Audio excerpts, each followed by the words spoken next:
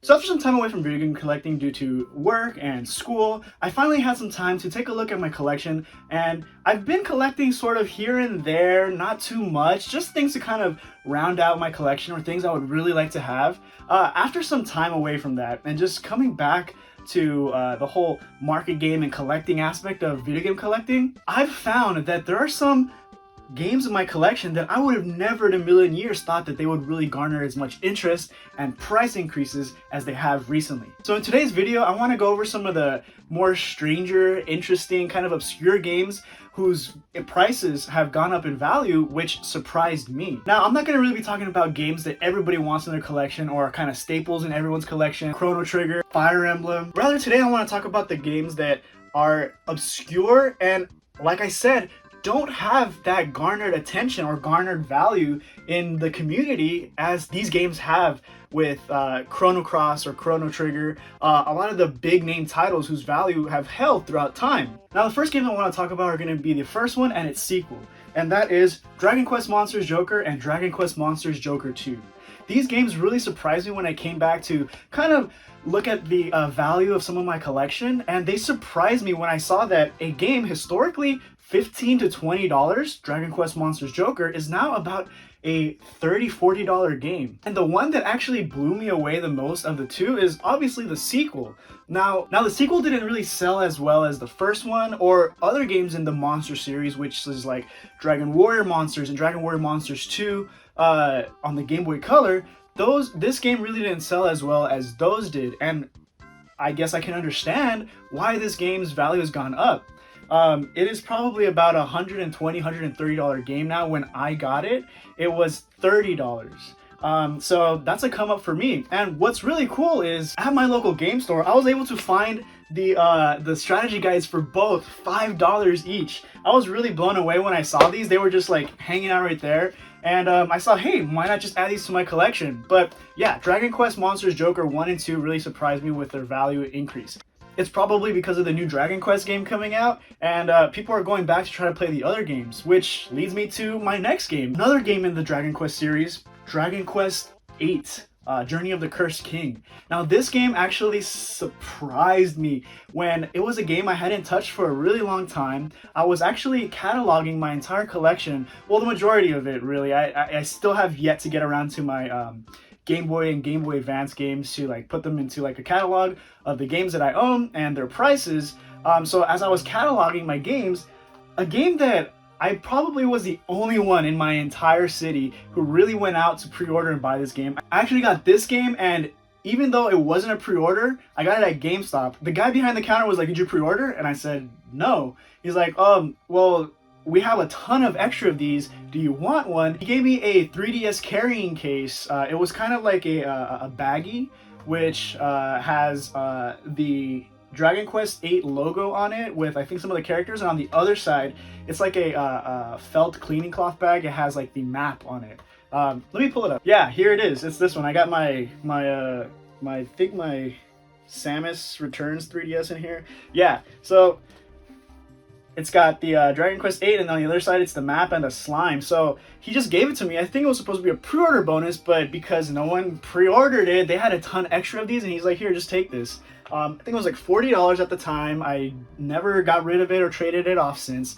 And it's stunning that a PS2 game of this magnitude with so much added extra.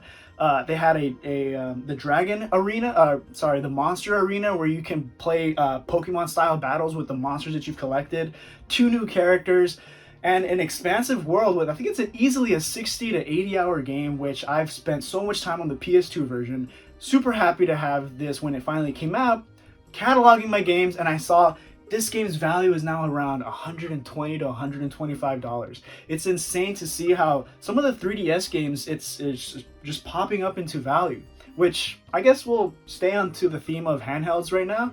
The next game I want to talk about is the Trails of Cold Steel games, 1 and 2. So these games, these were the only Trails of Cold Steel games that came out on the Vita, and they're actually fairly old. They're really cool combat-based, tactical turn-based RPGs, in which you get to move your character around on a battlefield, kind of in the style of Valkyria Chronicles or Valkyria Chronicles, You don't really have a grid that your character is locked onto, but you're able to move them around into better positioning because a lot of their attacks have an area of effect depending on the positioning and how wide that attack angle is. So these games are actually really cool. Music is really awesome. They're actually kind of tough. I remember spending at least a couple days on the first mission that you had to on Trails of Cold Steel 1. On the first mission that you had to, it was a training mission. You had to work together as a team to be able to defeat this dummy enemy, and I was getting my butt kicked. It's crazy that the difficulty in this game is actually pretty high right off the bat, but once you get it going and you got all your characters leveled up and the gear that you needed, it's a really fun and addictive combat. But yeah, I think the reason why these prices have gone up, where Trails of Cold Steel is probably retained its value, I believe. I think I got mine for around $15-$20, and I was hanging around the $40-$50 range, but Trails of Cold Steel 2 on Vita is probably around $100, which Vita games in their own right have been shooting up in value because Sony discontinuing its support for the PS Vita, and all the games that people missed out on, like Persona 4 Golden, are now never being able to be played again. I mean, I guess minus some games that are now being ported to PC, a lot of people, collectors such as myself, really like that original hardware feel. Like, you want to go back to play those games and feel like you're in that era when these games first came out, like myself. But yeah, these games have actually gone up in value, which really surprised me when I was cataloging my games. And it's also probably because 3 came out, and 4, I believe, is the most recent entry into the Trails of Cold Steel series. The Legend of Heroes is a long-standing series of video games. I think there were some games on the PSP, Song of the something, but there were some cool like RPGs. But for some reason, Trails of Cold Steel really stood out to a lot of people in the fandom, which is probably why they continued on with 4 games. Now, the next game I want to talk about is probably my favorite on this list. It's a game that I had no idea existed, and I actually can't remember if I've talked about it in a previous video. But it's a game from that I saw from a compilation of speedrun videos, speedrun fails. I think Glad Jonas is the YouTuber that I saw this compilation of speedrun fails on, but it was a final boss battle. It was a knight and a little monster. They were fighting this giant enemy, psychedelic background with weird colors, and I had no idea what the fail was in that game, but I decided to look it up because it looked so interesting, and I love RPGs. It was a role-playing game. I had never heard of this game or seen it whatsoever, so I did my research, didn't know the name of the game, until I started looking at some of the comments, and I found this game called Guardians Crusade. So I looked it up. I found it on eBay, and I ended up finding a complete in-box copy for around $20. It is the strangest, weirdest pink disc game I'd ever seen, but it's so charming. You play as the knight, or knight, I believe is what his name is, and you come you live in a village. You're supposed to go and collect some items from a neighboring village. Along the way, you come into contact with the monster egg. This egg, in the vein of Digimon, in which how you raise the creature changes its form, its ending value, or how powerful and its skills that it's able to perform, or how powerful it ends up being. So the way you raise this creature, which is going to be your only party member besides the knight on your team for the rest of the game, it changes and grows and evolves depending on how you treat it. And it's just got a charm with that old school polygonal graphics that just don't really hold up today, but in my heart really stand out and prove how people can really like video games for what they are. It's not the best game in the world. It's actually kind of tedious and clunky, but for 21, I believe I bought the game for $25. Now it's valued at around $50 to $60, and on eBay you probably won't find one lower than $90 or $190. But this is definitely a game that if you can find it, I have never seen anything like this game before. I'd never even heard of it until I looked it up and found it on eBay for I actually felt that this game's value because people are speedrunning it, I actually foresaw into the future that its value was going to be going up. And you know, I trusted my intuition, and yeah, now it's valued at double what I had originally paid for. But yeah, Guardians Crusade, weird RPG, but I'm actually really happy to have this because it's got a charm to it. Now, another game that I want to talk about, which really blew my mind, was Klonoa on the Wii. Now, I know this isn't Klonoa Door to Phantomile. Phantomile? How do you pronounce it? I say Phantomile. Klonoa Door to Phantomile on PS1, which it was probably $100 game when I was looking for it. I was never lucky enough to buy it, and I never wanted to overpay for it on eBay. So I was never lucky enough to buy it. And now Klonoa Door to Phantomile on PS1 is pricing around $500, and on eBay you're not gonna find it for anything less than like $700. It's wild how insane the price of that game has gone up, and Klonoa on the Wii is getting there. I got this for $15 at GameStop because it was in the bargain bin, and it was the only one of those games on the bargain bin that had a case, and it was Klonoa, and I had no idea that they had remade Door to Phantomile on the Wii. So this is actually a remake of the PS1 version. And so I picked it up and I ended up bringing it home and loving it because its mechanics are so cool, its visuals are really nice, and the gameplay is just so enthralling, and it's a really nice collectathon game for a completionist that really wants to get in there and find every one of the game discover everything the game has to offer because of its addictive gameplay. And Klonoa, when I got it for $15, now its value has really gone up to about $100. In my opinion, it's kind of weird that a Wii game has actually found footing in the collectible market because it's the Wii. It's one of the most available console on the secondhand market today. Besides the PS2, besides the GameCube, where there are just a lot of games that you can go out and buy for under $10 now. Klonoa really surprised me when I saw that this game is around $100, and I really came up on this one, so I'm really excited and happy to have this. Klonoa, Wii. Another Wii game because of the recent announcement with its newest entry into the franchise coming out that really surprised me because for the longest time this collection was about $40, and that is the Metroid Prime Trilogy Collector's Edition. So just like in my last GameCube price video, Metroid Prime 1 and 2, whose values have actually stayed, unlike some of the other hyped games that really shot up and then are starting to come back down, Metroid Prime 1 and 2 have actually retained their value since then, and maybe even gone up just a bit. But because the definitive way, in my opinion, to play the Metroid Prime games, and there's a reason why I don't have Metroid Prime 3 in my collection, it's because I have it on the Trilogy.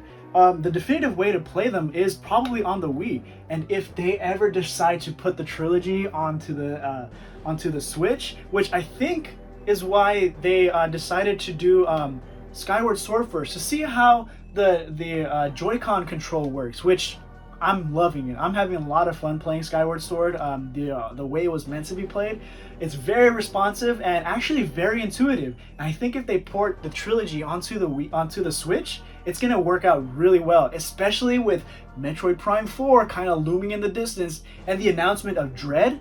This game has really shot up in value. It's been probably $40 for a complete in box.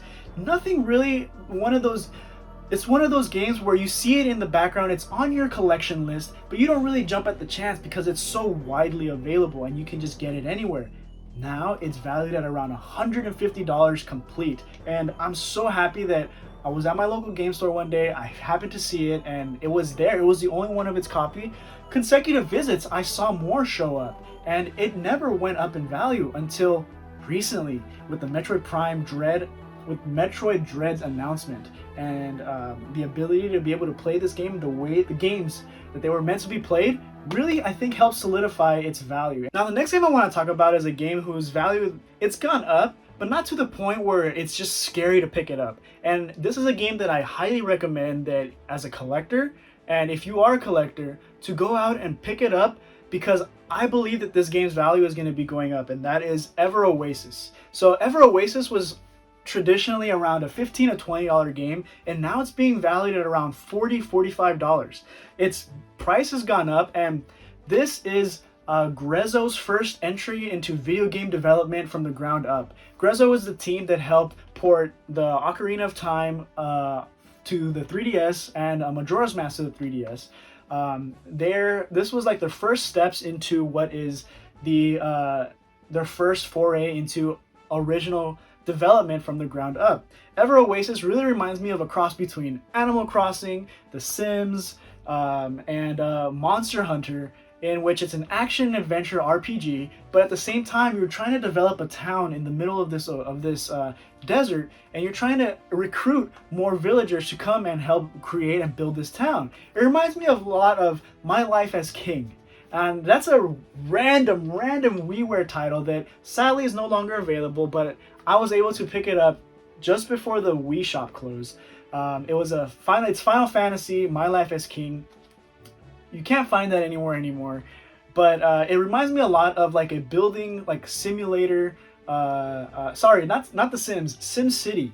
You're actively trying to rebuild a village, and you're going from dungeon to dungeon, recruiting people or completing tasks given to you by different villagers. And along the way, you gain different weapons, different armor, and you're able to take on different types of enemies. And it's actually really fun. And I had no idea that that this game was really gonna catch traction in the video game collection community. But yeah, I say go out and look for this game as soon as possible, because I believe that this game's value is only going to be going up. So I'm over here editing, and I'm trying to figure out what happened to some of my clips, and I realized that my phone ran out of storage when I was recording those clips. So I guess for some reason it just didn't save the video. But there is one last game that I wanted to mention, and that is Radiant Historia Perfect Chronology. Now, this is a 3DS game that when it came out at launch, this is the launch edition. It came with an art book and some stickers and the game. It is the definitive version of the original game on DS, which is Radiant Historia. This kind of put it onto the 3DS, and it allows you to play the original story with a more definitive feel to it.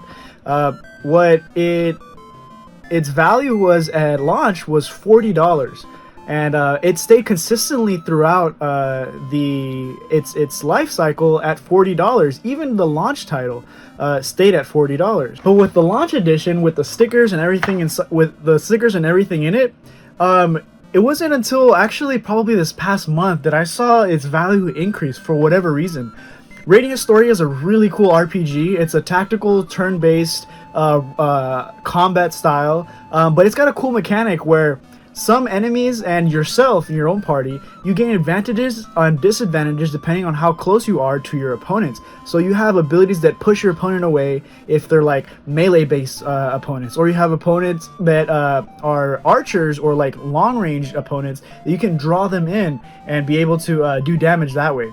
It's a really cool mechanic, and it has to do with like time travel and timelines. So if something happens on one timeline or there's a mistake, you go to another timeline to relive that experience through a different method of completing it. It's a really cool idea, and the story is really cool. I actually really liked it, and it just surprised me that out of nowhere, this game that's been $40 for such a long time now increased in price to $110.